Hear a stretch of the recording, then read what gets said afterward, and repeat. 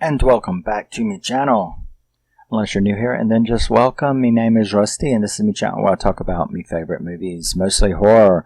And we are going to jump into Sillyville and have some fun as I talk a little bit about The Return of the Living Dead.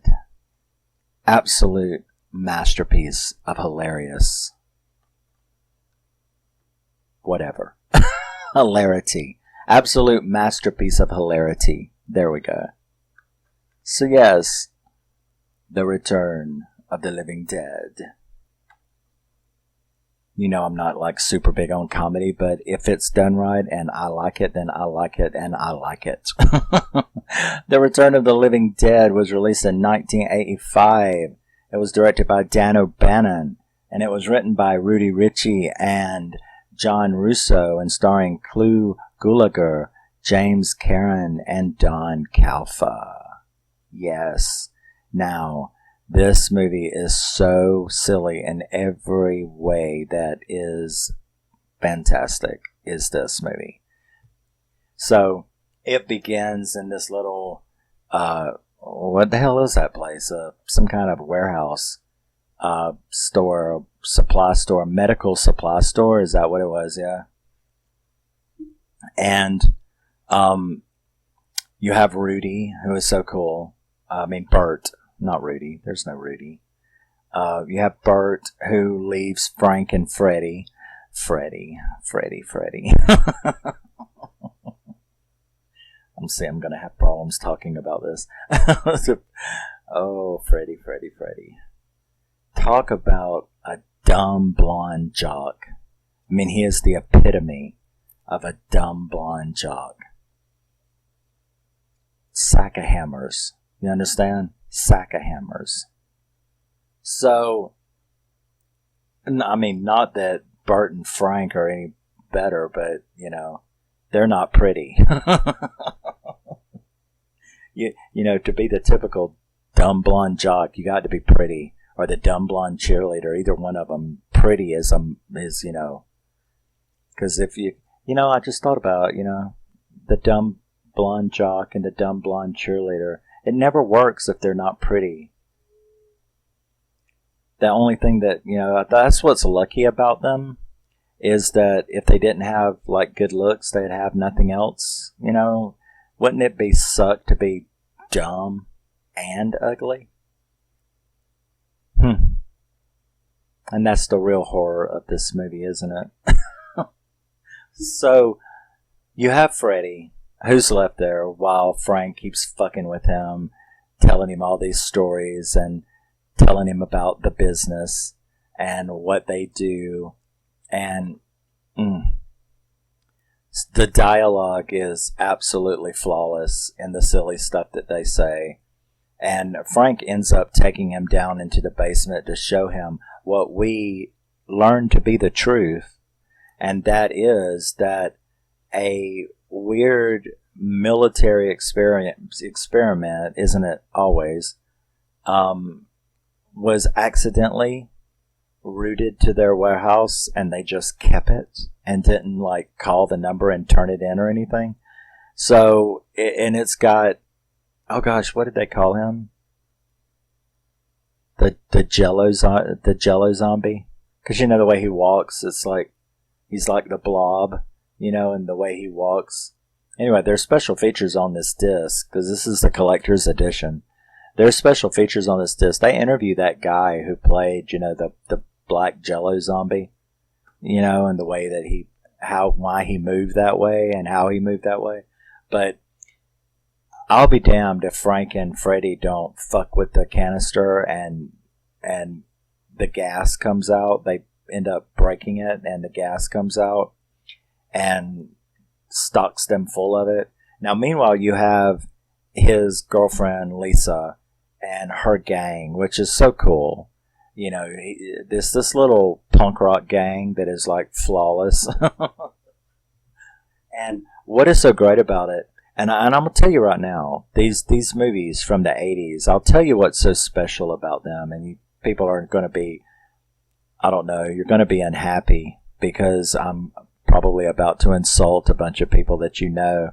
But you know what's great about the 80s, the 90s, actually all the way up until like, I would say the last cool fad was probably skate punk, you know, and pop punk, skate punk in 2006. You know, that look. Well, what am I talking about? My look, you know. But what is so special about it is that people were so individual. If you take a look at that punk rock gang in Return of the Living Dead, just look at them. You know what? I mean, each one of them is so special because each one of them has their own style. You know, Cyndi Lauper and Madonna and Prince and Billy Idol and, you know, even when he was in Generation X, you know, before he became a solo star, you know, Annie Lennox, Boy George, you know, you can just go down the list and some more like common ones, you know, like Gloria Estefan and Taylor Dane and Cutie Pie, you know, Rick Astley. There was only one of them. What is so special about the 80s is that people were still unique. And if you look at this gang of punk rockers, is what I love about it so much, is that whether you're talking about trash, you know, Linnea Quigley, whom with her behavior on that gravestone was so aptly named in this movie because it was trashy. It was trash. But each one of them were so unique, you know, and it's like, oh, which one did you like the most? I like the one that had the skater punk hairstyle, you know, he had that, it was like that bobby cut. He was cool, you know, he was my favorite. But whether it was Lisa, who looked like, you know, the pom queen, you know, and Trash, and the other punk rocker and the big tall punk rocker guy, because I mean I don't have their names in front of me, but they were all so unique, and that was what's so special about the 80s and even the 90s and the early 2000s, you know, before 2010, is that everybody was unique and everybody cared. Today, they just shave out. They all look like skinheads with dog's ass beards on their face, and it's like, I can't even tell what you look like, dude. And are y'all all really that too lazy to brush your hair? You know, I mean, so it's like nobody is unique these days. Everybody is, it looks like they're all, which is probably what the government wants, you know. They just want you to be sheep, and sheep don't look different. All sheep look the same. That's why the latest fads is just everybody looks the same. Okay. Let me put it in gear and pull it back off that side road and get back on the main highway. But I just had to say it. But that punk rock group is so cool. So Lisa is part of this little gang, and they're so cool, and they're so unique, and each one of them is their own individual person. And they're going to come and pick him up, Freddie, after work. But because they ain't got nothing to do and they're bored, they go across the street to this really cool cemetery where they all like hang out waiting for him to get off, not realizing that he is passed out on the floor with some gas, some, you know, military gas, which then starts reviving shit and, you know, reanimating, you know, like those cut in half dogs. That was fucking gross. That was so gross. And then that corpse, you know, they had one corpse, you know, because they don't like to overstock. So they had that one corpse, and it came to life, and they all realized it, and Frank had to call Bert and say, I think we got a problem. It was all hilarious. And then he comes out and attacks him. They try to cut him up, but his body parts are still alive. It's just, there's a reason why it's such a cult phenomenon even today, is because it was just all so fucking silly, and yet it all worked so well. Then the vapors, of course, you know, start circulating, and they don't know what to do after they've cut it up. So Frank and Freddie and Bert take the body parts across the street to their friend Eddie. Is that his name, Eddie? I think it's Eddie. Ernie. There you go. I was close. So take him over to Ernie's, and they're going to cremate them, but they have to tell him the truth, and he don't believe it at first, but then he does. More hilarity ensues, while at the same time being disgustingly gross. So, they like cremate the remains of this poor reanimated corpse. And of course, it's just putting the vapors all right back out into the air, which then start reviving all of the dead people in the cemetery. And the punk rockers go crazy. Everybody sees what's going down. It's just trash. Should have learned one lesson from this whole thing. And that is never say what you want out loud, right? Because she was talking about how she wanted to, did you ever think about, she thought the coolest way to die was to be eaten. So, like, those old men eat her, I was like, oh my God. But it just got funnier and funnier as it went along. And then, of course, Frank and Freddie both start getting sick, because it turns out this is what that vapor does to dead things, but what does it do to living things? Well, it turns them dead. So they have to call the paramedics because Frank and Freddie are getting so sick. And when they come, that was a hilarious scene when the paramedics are like, your temperature is like 78. And I don't hear a heartbeat. It's like, what the fuck? And how serious they were. I think one of the funniest things about that scene was how serious they were when they had to inform them, right?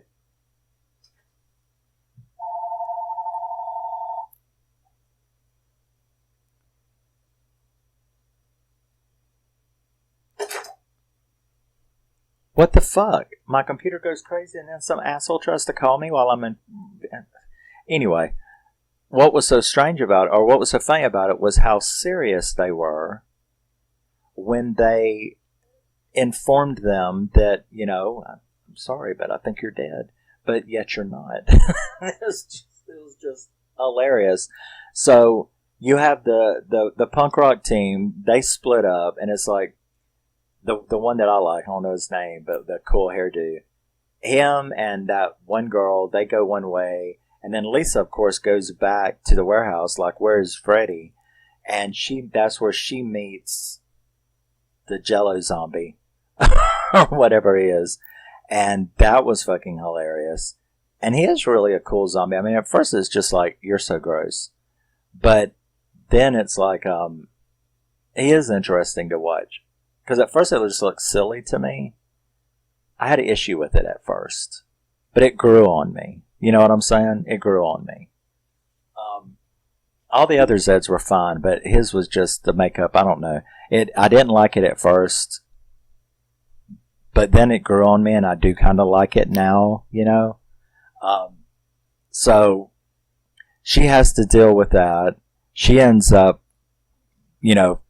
finding them. They all end up together. What one of them's left, they all end up together at the crematorium, where they battle and fight and try to get out. And there's the funny scenes where, like, the zombie calls for more paramedics, like, because the dispatcher's like, hey, are you okay? Do you need any more help? And he gets on there, he's like, send more medics. It's like, yeah, okay.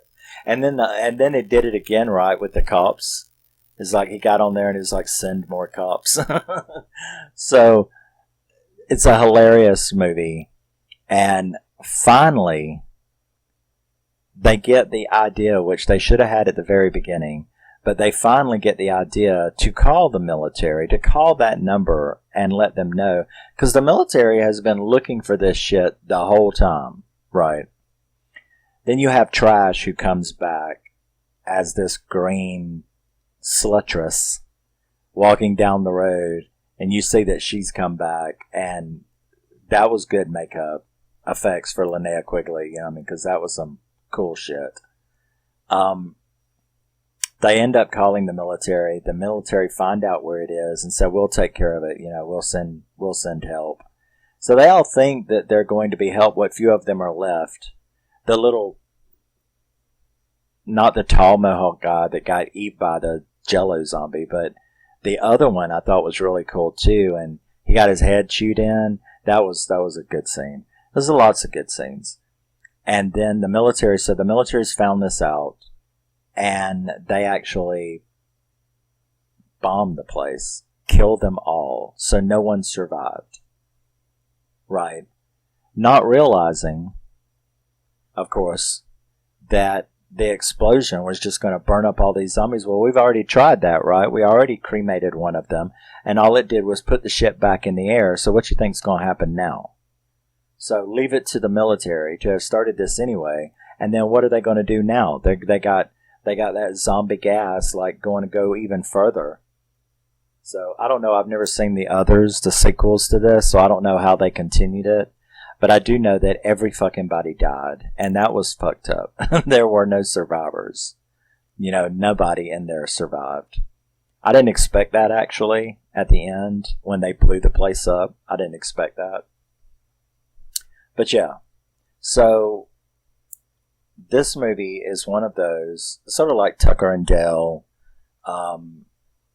Shaun of the Dead is another one that I think does it right. Because I'm not very stuck up when it comes to other subgenres. But me and comedy, we don't get along very well. And so what comedy I do like is usually, not all of it, but it's usually horror comedy. But I'm really picky about it. And Return of the Living Dead is an absolute masterpiece of comedy horror, dark, parody, dark comedy horror. And they do it completely correct. So, yeah, I really, really, really love Return of the Living Dead. I've always wanted to maybe get a hold of the other ones and see what they're like, but believe me, their reviews are not very good. You know what I'm saying? I think I've seen a channel do a ranking of them, and they were bitching about the other sequels. This one's terrible. This one's not quite as terrible, but still terrible. Sort of like an Amityville ranking or Lake Placid. First one is a masterpiece, and all the rest of them are complete shit. So I don't know if I would like any of the thing. You can tell me what you think about the sequels in the comments. I've never seen them, so I don't know if they're any good or not, or if they're like some of the Amityville sequels or all of the Amityville sequels. Not all of them, but you know what I'm saying. The majority of them. Or maybe like the Lake Placid sequels. It's a shame that you can have a really good movie and then they make these horrible. The Howling, that's another one. Masterpiece. And yet, what the fuck is those Howling sequels? It's like, where did that come from? How do you take something so good and a horror masterpiece, a cult classic? How do you then go, I know, let's make a bunch of, not B movies, let's make a bunch of D movie sequels for $15? How do you get I don't understand how you could get the licensing. I mean, you'd think if someone came along and say, hey, we'd like to make a Howling 2, that the licensing department would go, okay, well, you're going to have to come up with some cash because The Howling is a very popular movie and we don't want our franchise to be made shit. But obviously, I don't work in the industry because it's happened, right? The Friday the 13th sequels went to shit after number 6. Nightmare on Elm Street went to shit after number 4. The Howling, all the sequels, trash. Amityville, you have Amityville 2, you have the remake, and I think 1.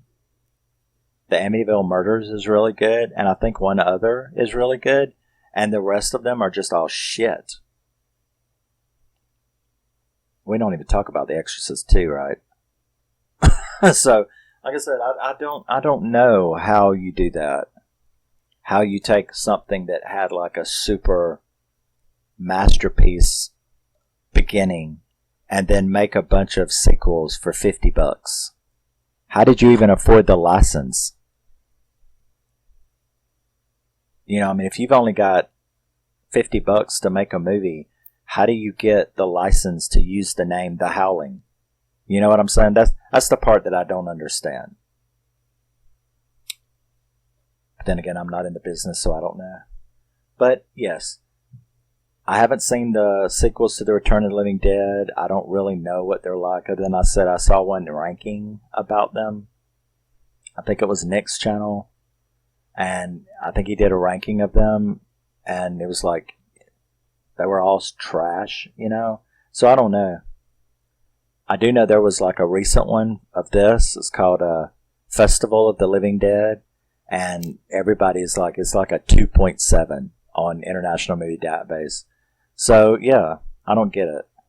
I don't get how you can't get a director and a script and some actors and make a good Living Dead sequel. Why not? I don't get it. But this is The Return of the Living Dead, and it's a fucking masterpiece. Let me know what you think about it, and I will be back with the last one of this little quadruple zombie fest. And, yeah. Love you, miss you, bye-bye. Always remember, and never forget, you are a very, very special person. Even if you have not had a bunch of green zombie vapor shot up your nose. I love this movie. Tell me what you think about it. I don't understand why they all died at the end. That sucked. But then again, I guess that's the whole point of it being a parody comedy, right? To do something you didn't expect. Linnea Quigley was great. All of the punk rock gang was great. I liked all them. And the two actors. This collector's edition, it's got really, really good interviews with all of the stars, including Linnea Quigley and Tina and the two old, you know, Ernie and Bert and Frank. They're all interviewed about how they got involved with this and how it got made. And Freddie. It's really good stuff on this one. So yeah, pick it up if you don't have it. Tell me what you think about it, and I will see you in the next one. Bye-bye.